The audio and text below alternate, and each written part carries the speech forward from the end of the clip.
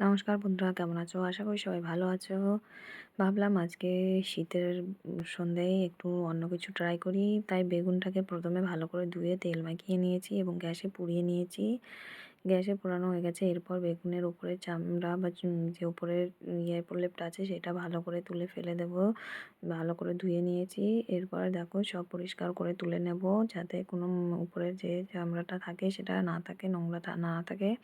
এরপর ভালো করে বেগুনটাকে কেটে দেখে নেব কি কোনো নোংরা-টোংরা আছে কিনা। কোনো কিছুই নেই, পরিষ্কার বেগুন। একটু ভালো করে ঠান্ডা করতে দেব। এরপর সেই সঙ্গে আমি এখানে ৪ টে পেঁয়াজ ছোট, ছোট টুকরো করে কেটে নিয়েছি এবং ৫ থেকে ৬ টা লঙ্কা কুচো করে নিয়েছি এবং ৪ টে টমেটো কুচো করে নিয়েছি। সেই সঙ্গে অনেকটা পরিমাণে ধনেপাতা কুচো করে নিয়েছি। তারপর কড়াই গরম করে খাঁটি সর্ষের তেল দিয়ে দিয়েছি অনেকটা পরিমাণে। এরপর হাফ চামচ জিরে এবং ২ টো লাল লঙ্কা, শুকনো লাল লঙ্কা ভেজে নিয়েছি। এরপর ওই পেঁয়াজ কুচো দিয়ে দিয়েছি। পেঁয়াজ কুচো লাল লাল করে ভাজা হয়ে গেছে। এরপর এর মধ্যে যে কেটে রেখেছিলাম লঙ্কা, সেই লঙ্কা কুচিটা দিয়ে দেব এবং সেই সঙ্গে টমেটো কুচিও দিয়ে দেব। আমি এখানে ভালো করে মশলাটাকে কষিয়ে নেব, যাতে কাঁচা ভাবটা চলে যায়। এরপর এর মধ্যে ১ চামচ লবণ দিয়ে দেব। আর লবণ দিয়ে টমেটো আর পেঁয়াজ সমস্ত মশলা ভালো করে কষিয়ে নেব।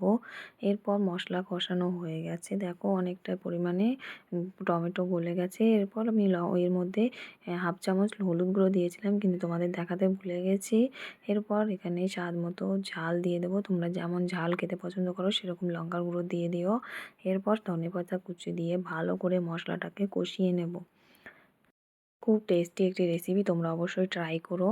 এরপর ওই পুড়িয়ে রাখা বেগুনটা দিয়ে দেবো। বেগুন ভালো করে এর সঙ্গে মিশিয়ে দেব। বেগুনটা ভালো করে মশলার সঙ্গে মিশে যায়। এরপর সামান্য গরম মশলার গুঁড়ো দিয়ে এবার বেগুনটাকে ভালো করে মিশিয়ে নেব। সঙ্গে কিছু ধনেপাতা কুচো দিয়ে দেব।